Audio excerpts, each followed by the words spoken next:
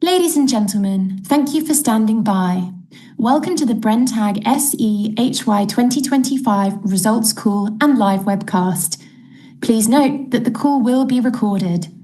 During today's call, webcast participants will be in a listen-only mode while we conduct the question and answer session. If you wish to ask a question, we ask that you please use the raise hand function at the bottom of your Zoom screen. Instructions will also follow at the time of Q&A. I would now like to turn the call over to Thomas Altmann, Senior Vice President, Corporate Investor Relations. Please go ahead. Thank you, Alice. Good afternoon, ladies and gentlemen, and welcome to the earnings call for the second quarter of 2025. On the call with me today are our CEO, Dr. Christian Kohlpaintner, and our CFO, Thomas Reisten. They will walk you through today's presentation, which is followed by a Q&A session. All relevant documents have been published this morning on our website in the Investor Relations sections, where the replay of today's call will be available. Allow me also to point you to our safe harbor statement, which you find at the end of the slide deck. With that, I will now hand over to our CEO. Christian, over to you. Yes, thank you, Thomas, and good afternoon, ladies and gentlemen. I will start with the highlights of the second quarter 2025. And Thomas Reisten will then walk you through the details of our financial performance. Our second quarter was characterized by a high degree of economic uncertainty in light of ongoing geopolitical tensions and unresolved global tariff discussions. This led to a noticeable slowdown in demand and increased pricing pressure across different end markets, which we expect to continue throughout the second half of 2025. The slowdown in demand impacted both divisions, whereas the pricing pressure had a stronger effect in our essentials business. At the same time, the further depreciation of the US dollar against the euro since the beginning of the second quarter had a negative effect on our earnings development. Sales for the second quarter amounted to 3.9 billion euros, which is 4% below the prior year period. Operating gross profit decreased by 2% and stood at 974 million euros. Our operating EBITA amounted to 246 million euros, which is 14% below the prior year period. We generated a free cash flow of 153 million euros.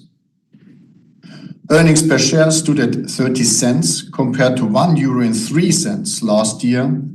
The decline is largely driven by special items and impairments on goodwill and other intangible assets in our essentials business, particularly in Latin America.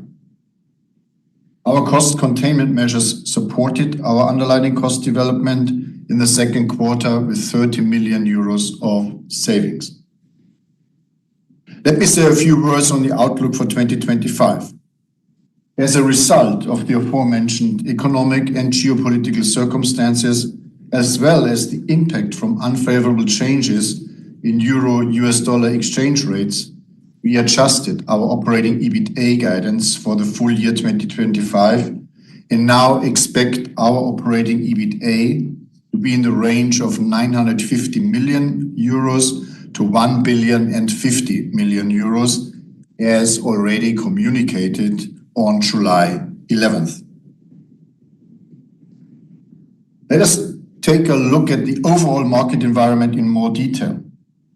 Both divisions were impacted by muted customer sentiment, leading to an overall slowdown in demand across different end markets. Ongoing geopolitical tensions and further escalations in the Middle East, as well as unresolved global tariff discussions, created a high degree of economic uncertainty. Although the direct impact of tariffs on our business is rather limited, since the vast majority of our products are sourced and sold within the same region, we must acknowledge that we are not immune to secondary or tertiary effects. These effects are significantly larger and the impacts are already evident. In this challenging environment, both Brenntag divisions continue to focus on leveraging business opportunities, realizing cost savings, and executing their strategic initiatives. Brenntag Specialties continues to focus on improving its performance through a combination of short-term and long-term levers. The division saw a significant gross profit per unit improvement compared to the prior year period due to ongoing price and margin management initiatives. At the same time, Brenntag Specialties is on track to deliver the cost-out plan for 2025.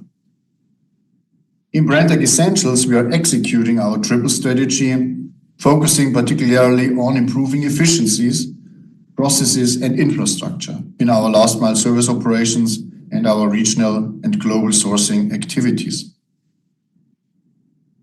In addition to our divisional strategies, we continued our M&A activities in the second quarter 2025.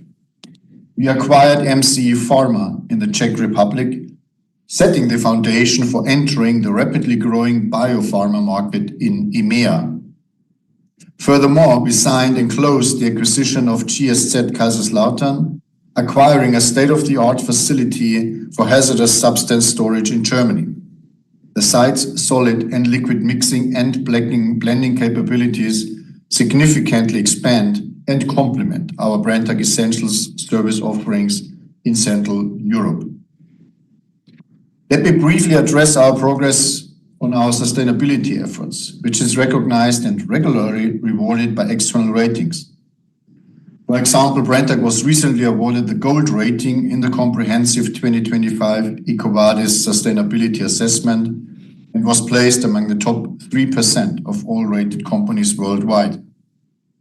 In the latest CDP climate change rating, Brenntag was ranked among the top-rated companies globally, achieving a leadership A- rating for the first time. The CDP assessment underlines our progress made in recent years, including the validation of our Scope 1, 2, and 3 emission reduction targets by the Science Based Targets initiative SBTi. Let me now hand over to Thomas Reisten, who will explain our financial results in more detail. Thomas. Thank you, Christian. Good afternoon also from my side. I will start with the key figures from our income statement in the second quarter of 2025. As a reminder, when talking about growth rates, we generally talk about FX-adjusted rates. Sales amounted to 3.9 billion euro, which is 4% below the prior year period. Operating gross profit decreased by 2% and stood at 974 million euro. Gross profit as percentage of sales stood at 25.2% and increased slightly compared to last year, which indicates that we managed gross profit to our advantage despite increased pricing pressure from industrial chemicals. To provide more details on our OpEx development, we show a bridge in the top right corner of the slide.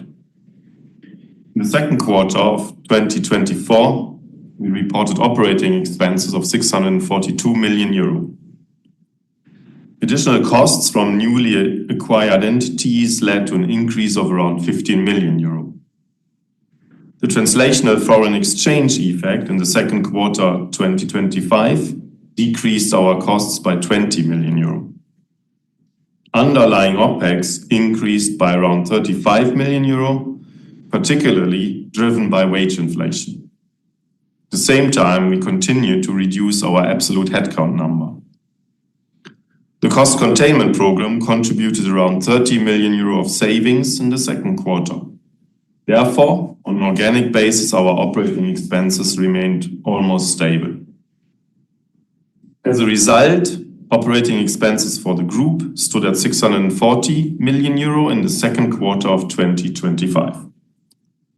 Our top-line performance, in combination with our OpEx development, translated into an operating EBITDA of 334 million euro, a decline of 10% year-over-year. Our operating EBITA amounted to 246 million euro, which is 14% below the prior year period, respectively. Let me briefly comment on the development of special items below operating EBITA. In the second quarter, special items had a negative impact of 38 million euro. This includes costs for our strategic projects in the amount of 8 million euro, which are mainly related to severance and advisory expenses, and which will help to achieve the desired cost reduction targets and drive the targeted disentanglement of our two divisions. Furthermore, we incurred expenses for legal risks, mainly arising from the sale of talc and similar products in North America in the amount of 10 million euro. Another 10 million euro of costs were booked in connection with the sale of Raj Petro Specialties in India, which we initiated already in 2024. And lastly, 9 million euro are associated to impairment losses related to the optimization of our site network.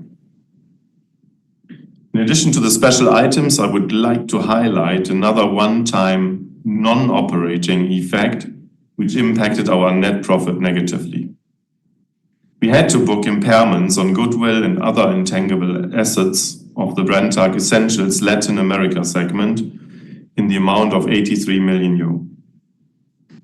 The impairment losses are related to lower earnings expectations in combination with a reduction in the long-term growth rate for this region. As a consequence, earnings per share stood at 30 cents compared to 1.03 euro last year. Let us take a closer look at the EBITA development on page 5. In the second quarter of last year, we reported an operating EBITA of 297 million euro.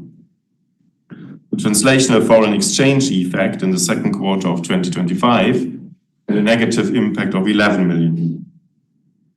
Acquisitions contributed 6 million euro to the operating EBITA development. In the second quarter of 2025, we reported an operating EBITA of 246 million euro for the group, which was 14% below the prior year figure. Organically, the operating EBITA declined by 46 million euro compared to the second quarter of 2024. The EBITA conversion ratio for the group came in at 25.3%. Our results were overall characterized by a continuously challenging market environment and increased economic uncertainty, which led to a slowdown in demand across different end markets, leading to lower volumes and increased pricing pressure. On the next slide, we will discuss our divisional performance in more detail. Brenntag Essentials reported an operating gross profit of 696 million euro, which is 1% below the second quarter of 2024, driven by lower performances in EMEA and North America.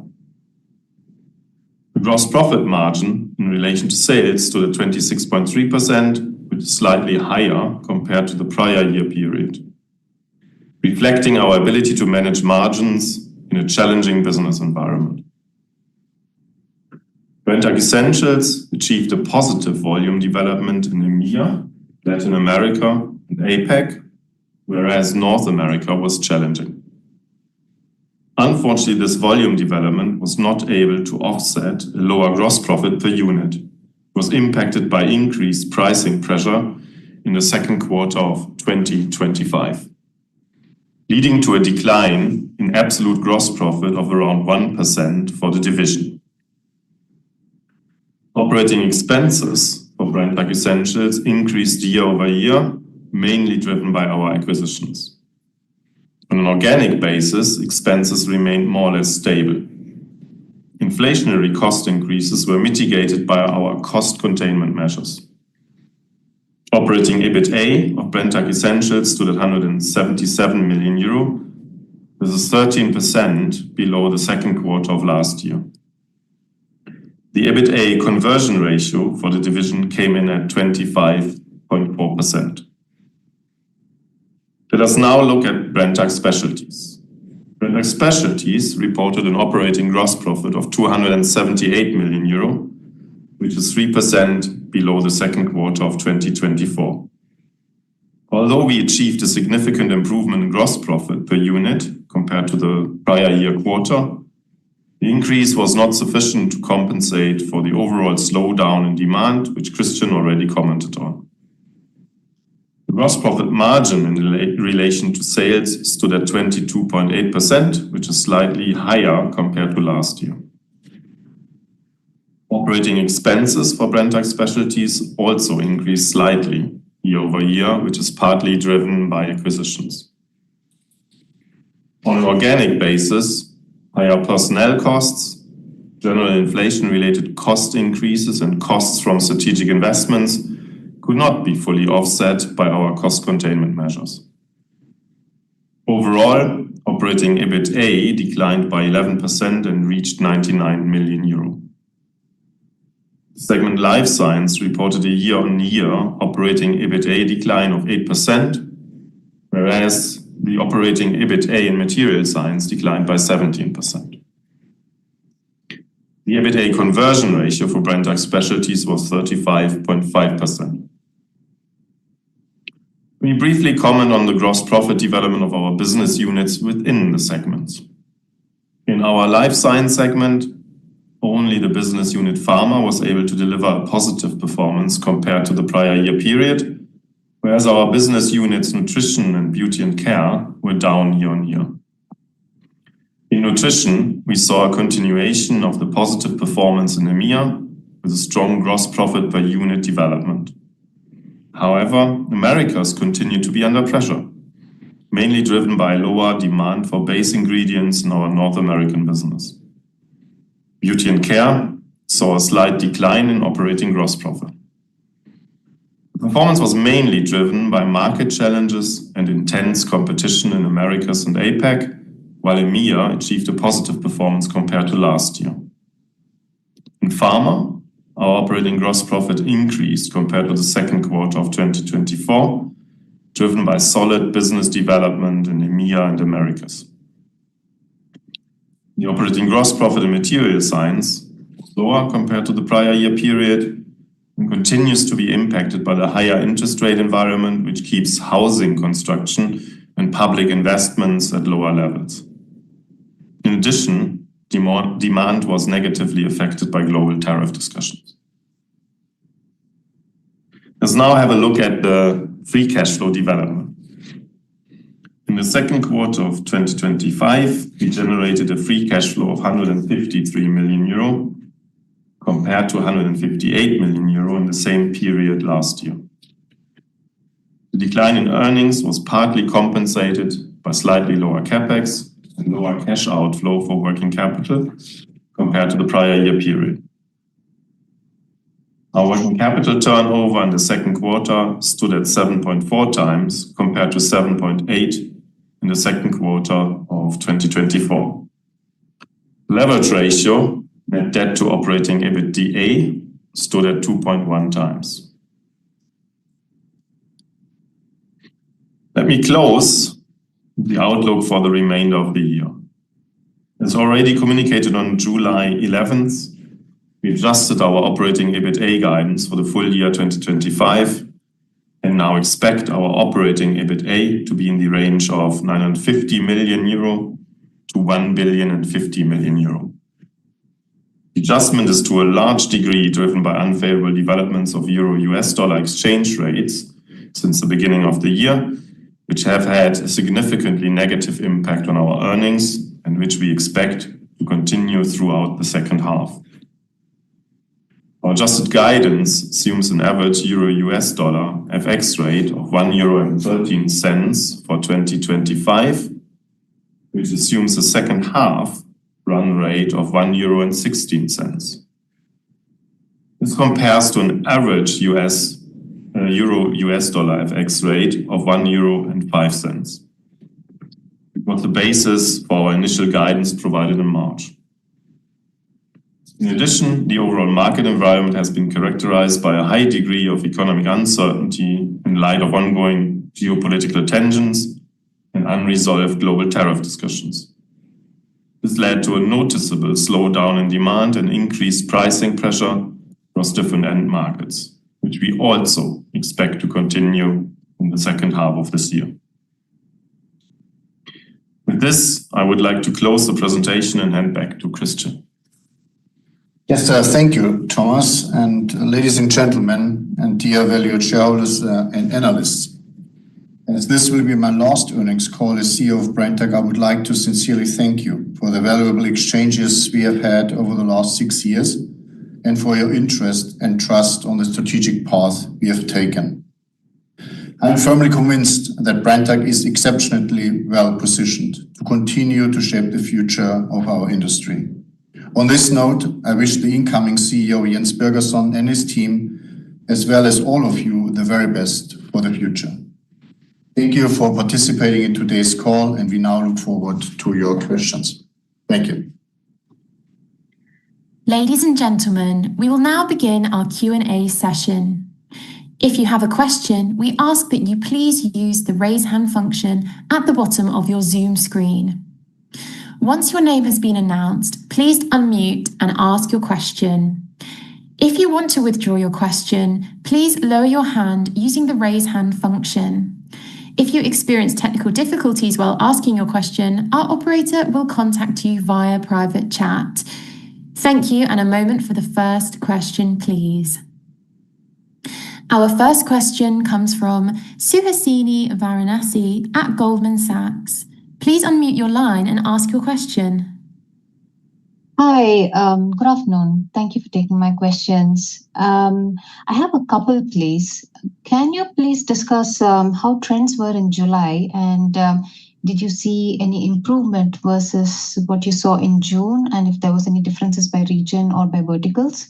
And just to clarify the new guidance, the second question is on the guidance for the full year. Very helpful to hear the FX comments, but can you maybe discuss what have you factored in on the underlying performance of the business, and therefore how should we think about quarterly performance on EBITA going into second half of the year? Thank you. And so, thank you so much for the questions. I take the first one, and Thomas will talk about the guidance. On the trends of July and versus June, I think we had a rather decent and good start into the third quarter. But again, we have seen this kind of pattern before, that we actually start well into a quarter, and then the decisive months are actually the last months of a quarter, like this time September, once the holiday season is over. But overall, we had a good start into Q3 with July showing substantially better performance than June. Thomas. Sure. So on the guidance, overall, to first talk about FX rates and to really be clear on that one. So the average FX rate that we've assumed is 1.13. This obviously assumes the whole movements in the first half, and in the second half, this then implies an FX rate of 1.16 for the second half. So that then again comes to the average of 1.13 across the whole year. In terms of overall underlying performance, we expect a continuation of current market environment. So meaning actually the current economic uncertainty, the uncertainty of the still unresolved elements of the global tariff discussions to continue in that context, and this leading to actually a continuation of the weakness of demand and the pricing pressure at similar levels actually that we have seen most recently then as well. If you think about this then in terms of potential upside factors, obviously if we see an adjustment on the volume growth, i.e. the demand is increasing, this would have actually a positive impact onto our results. And the other element is actually related then if pricing would actually come back to higher levels, albeit we haven't seen the recovery in the chemical cycle actually gaining traction at this point in time. The downside factors on the adjusted guidance would be the opposite, i.e. actually we see even more pricing pressure coming into markets, in particular actually on the BES side. So if that would increase further compared to what we are seeing actually today, that could actually have a negative impact onto our overall guidance.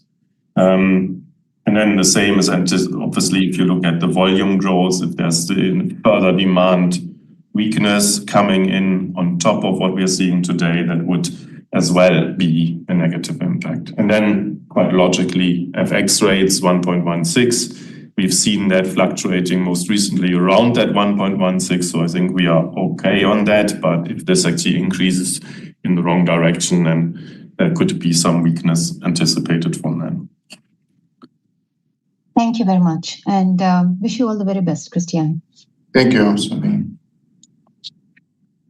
Our next question comes from Annelies Vermeulen at Morgan Stanley. Please unmute your line and ask your question. Hi, good afternoon. I have two questions, please. So firstly, on the impairments, could you talk a little bit about what changed in LATAM in terms of what these lowered growth assumptions look like? How much lower are they relative to your previous assumptions? And whether you have conducted this exercise for all your regions, i.e. should we expect any further impairments as a result of lowering growth and cash expectations? And then secondly, you mentioned some intense competition in beauty and care, and we've heard from other players in the industry regarding increased competition from Chinese distributors. Are you seeing this in your business? And if so, in which geographies? Thank you. I think Thomas will talk about the impairment, and then I can add a few words on the beauty and care competition landscape. Thomas. Yeah, so on the impairment point, so what has changed in LATAM? You were asking actually what has triggered that. Well, the headroom in the past has been actually limited on this in any case. So it's a region in which we obviously have seen some pressure onto the overall business development. And ultimately, this has now triggered in the regular reviews that we do every half year in terms of impairment reviews across all regions or across all cash generating units, that the LATAM region was obviously not, we couldn't actually hold the goodwill on the LATAM region and had to overall write down that goodwill, which is the main factor of the 83.3 million write down of goodwill and intangible assets. What we are seeing as well is that these overall is the general business sentiment that we are seeing in LATAM, plus actually growth projections into the future. So it's current economic climate that is affecting that, the sluggishness in demand that is affecting as well, in particular LATAM. You can expect the tariff environment for the LATAM region to affect this significantly in the current environment. And then, as I said, forward-looking growth projections actually have been reduced then as well. And that's the reason why we had to take that technical step of writing down the goodwill of the LATAM region. We continue to do as well, to the second part of your question, to review all areas across the business, so all so-called cash-generating units, and make sure that we are actually up to date on potential impairments if they actually would happen. Obviously, we haven't taken a step on that in this quarter, in this half-yearly review, so you can assume that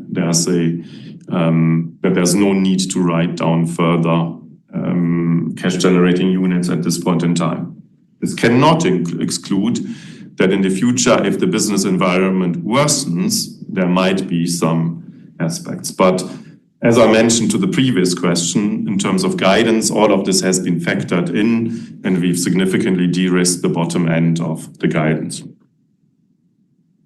Yeah, and Annelies, on the beauty and care, yes, indeed, we saw the strongest competition pattern in the Americas and in APAC. Different reasons. I would not clearly say that these are distributors out of China which are causing in APAC the competition. I think it's just the general fight for volumes at this moment, because again, we talk about strongly underutilized assets everywhere in the world. It's not only in Asia, it's not only in China, it's also in Europe and in North America. So I don't see that necessarily in the same way. but it is currently overall, I would say, highly competitive in beauty and care. And we only had also a slight decline in the operating gross profit, to be fair. EMEA was actually performing quite well, we have to say, but that was skewed by the as I said, the underperformance of Americas and APAC out of different reasons. Very clear. Thank you. And Christian, wish you all the best for the future. Thank you. Our next question comes from Tristan Lamotte at Deutsche Bank. Please unmute your line and ask your question. Hi, thanks for taking my questions. The first one is kind of related. I'm just wondering, taking a step back, feels a bit like chemicals has felt the second order impact of tariffs more than other industries. I'm wondering if you think there's been some destocking which has increased the impacts, and do you think that that kind of weak Q2 for chemicals is kind of a temporary blip, or are there some shifts in global trade flows that are could be the sort of structural trends and that are concerning? Yeah, Tristan, thanks for your question. I think the second order tariffs, as I said, are something which we actually create the higher impact. I think it was clear that towards the end of the quarter, everybody, being it supply or being it customers, have managed their inventories very carefully.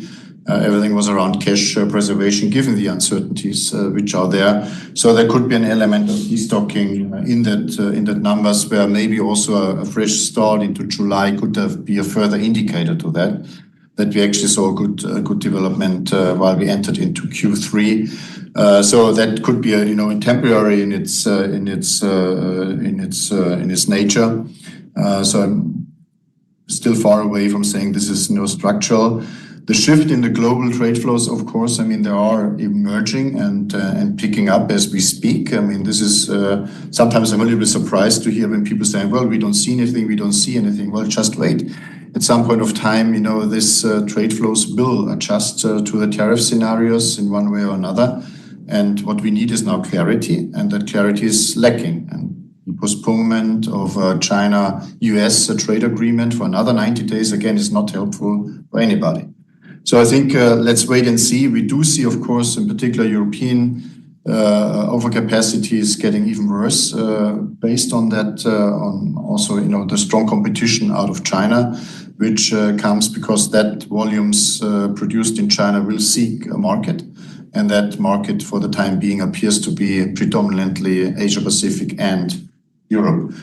And so let's wait and see how that plays out over the next months and quarters. But it is a very delicate and fragile situation at this moment. That's helpful, thanks. And then second question is on pricing pressure. I'm just wondering, obviously there has been pressure in essentials, but I'm wondering to what extent there has been pressure in specialties, and if there are particular product lines or geographies where there's been more pressure in the specialties side, or if it's mainly just essentials.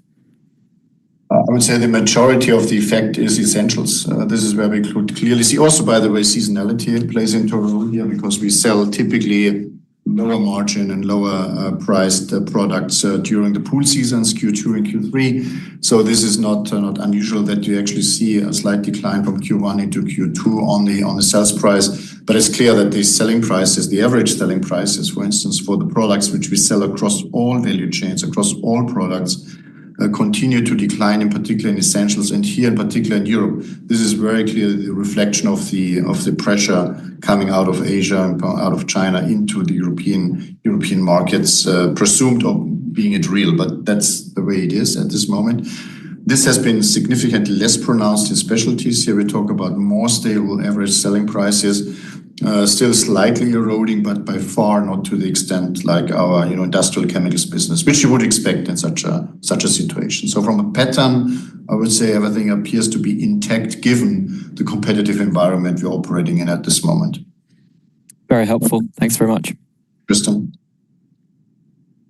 Our next question comes from Carl Rainsford at Berenberg. Please unmute your line and ask your question.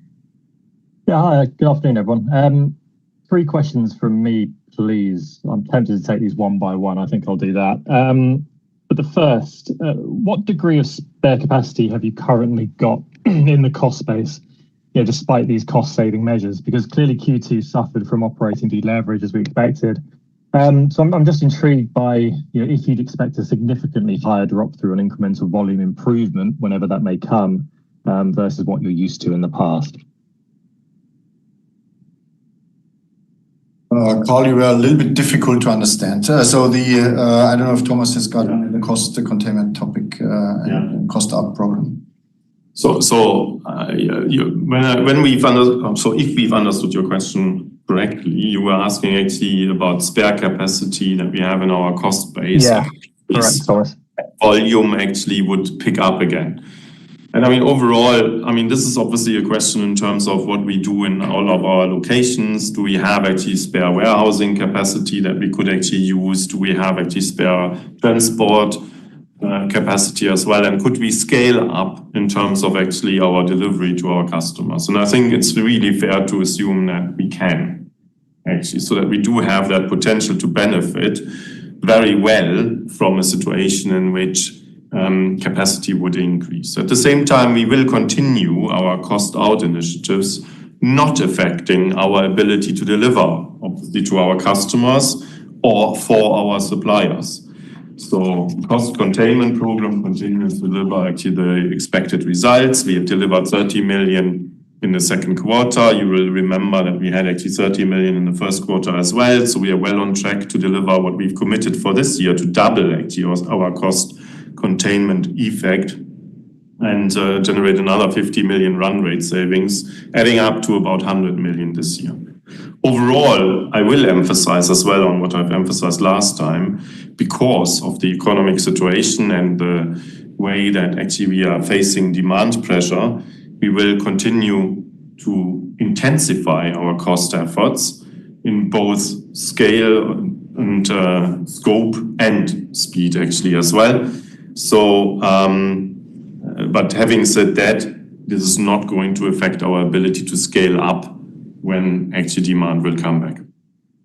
You've answered my second question as well, Thomas, so thank you. So I'll move on just to the final question, if that's okay. But it's sort of open-ended, and I guess probably directed at you, Christian, given our sort of conversations over the years. But you talk about oversupply in Latin America and APAC, and utilization for manufacturers, continues to go lower in Europe. So how far off are we, in your opinion, from some of these manufacturing facilities being sort of decommissioned, whether temporary or permanent? As presumably at some stage, lower supply in the current environment should be useful for Brenntag in a recovery cycle, as we saw, in the past. I think it comes back to capacity utilization. I think in previous earnings call, I was very explicit about that we were on a good trajectory to see the cyclical recovery in the chemical cycle, in particular Q4 and Q1. Where we could see a pickup in utilization rates across the globe almost, but in most value chains, particularly petrochemical value chains as well. And that was stopped or muted or paused by Liberation Day, which was April 1st. Then all of a sudden, this total uncertainty impacted the whole industry, and that led to a stagnation or actually to a drop in utilization rates. Or stagnation at best, I must say. And that, of course, is leaving a gap before you reach a certain level where the capacity utilization rate would be in a region where producers are also then willing to actually increase prices. And so this logic, first comes utilization rate, goes up, and then pricing a couple of quarters later kicks in. That has been paused and broken by the Liberation Day events and everything what we have seen over the last couple of months. And that leaves, I would say, a gap of several percentage points of utilization rates where the industry is away from actually running at decent levels. You could argue, is it 70 versus 80%? I would say the current operating levels is around 70%. You need to go well in the reach of 80, 82, 85% to have decently filled capacities. So we have still some way to go. But let's be also clear, once clarity is there, once consumer sentiment is improving again, and once also everybody has digested the new framework under which we have to operate, I believe the cyclical recovery of the industry cycle will kick in again, and that can offer quite good pricing opportunities for the industry going forward. We don't expect this in 2025, to be honest. I think we need to be patient until that cyclical recovery really materializes as it would have materialized this year already in the absence of that debate we have around tariffs. That's very helpful. Thank you. And Christian, all the best in the future. And thank you for the exchange over the last few years. It's always been very valuable. Yeah, thanks, Carl. Appreciate it. If you would like to ask a question, please use the raise hand feature. When your name is announced, please unmute and ask your question. Our last question comes from Chetan Udeshi at JP Morgan. Please unmute your line and ask your question.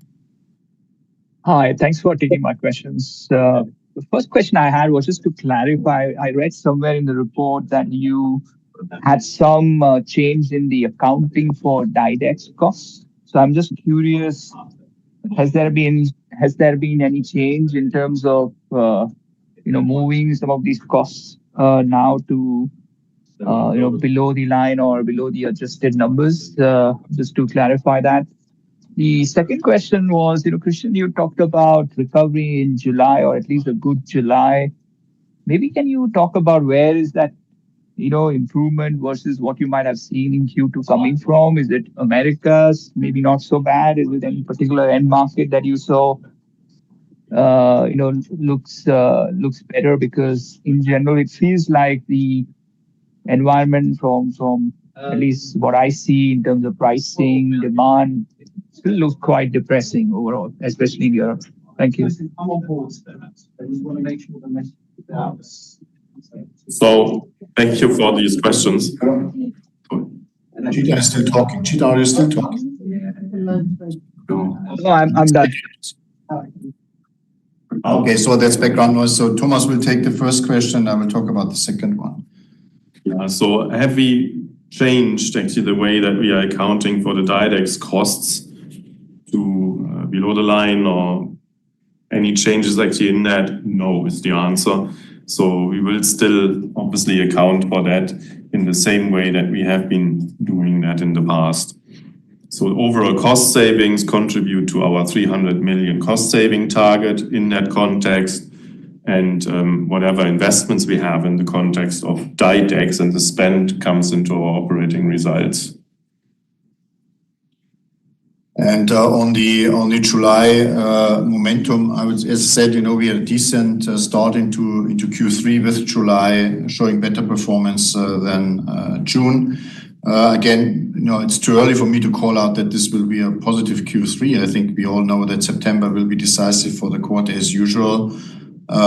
Also, we could have seen the restocking to some extent out of a really, really strong inventory management towards the end of the second quarter, which could have an impact. But what we saw, which was encouraging for me at this moment, is especially a recovery on the essentials side, and also a recovery on the essentials gross profit per unit, which we can see sequentially going from Q2 into Q3. Whether this holds up, let's wait and see. That's a little bit too early to call, but at least July was an encouraging month to start the third quarter. That's clear. Thank you, and all the best, Christian, and thanks for all the help as well. Thanks, Chetan. Appreciate it. All the best. Our last question comes from Carl Rainsford at Berenberg. Please unmute yourself and go ahead. So I thought I'd jump in with one more if that's okay, just given we got a bit of time. But it's a very quick follow-up on the LATAM impairment, if that's okay, Thomas. But could you maybe explain just exactly where that the sort of lower growth projections are coming from, please? I mean, is it commodities or specialties, namely, and if there are any end markets in particular? I don't know if this just goes back to sort of China oversupply and if that's a structural change, or if we should be thinking about it slightly differently. Yeah, still talking. Chetan, are you still talking? Okay, so that's background noise. So Thomas, I think you No, I mean, it's not really a structural change. It's the business environment having actually an impact onto the so-called cash generating unit of essentials in LATAM. So it's the essentials business, to be very, very precise on that one, that we actually had to correct the goodwill or write down the goodwill actually in LATAM. So I guess that's answers your question, or? Yeah, no, sorry, that's great. Yeah, thanks, Thomas. Thank you. This concludes the Q&A session. I will now hand back to Thomas Altmann for closing remarks. Thank you, Alice. This brings us to the end of the conference call. In case of further questions, please do not hesitate to reach out to the IR team. Our results for the third quarter of 2025 will be published on November 12th. Ladies and gentlemen, thank you very much for joining us today. Have a good day and goodbye. This concludes today's call. Thank you everyone for joining. You may now disconnect.